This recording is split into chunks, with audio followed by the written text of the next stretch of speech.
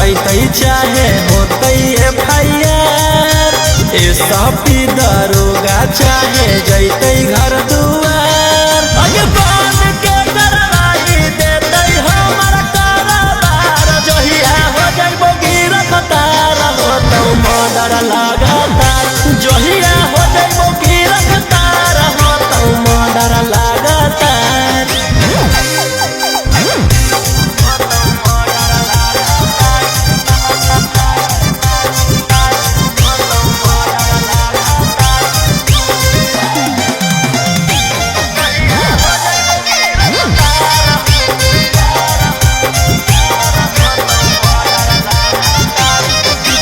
ना देखूं तो चैन मुझे आता नहीं है हमारा खिलाफों में कोई जाता नहीं है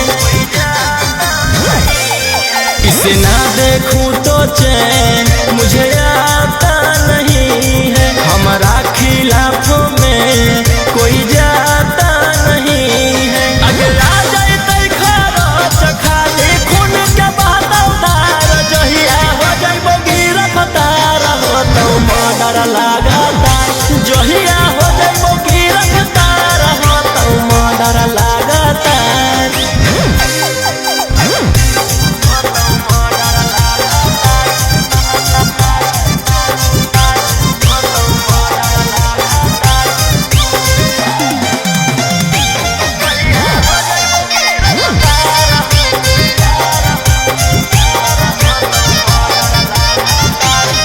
दिलकई हमरा से पंगा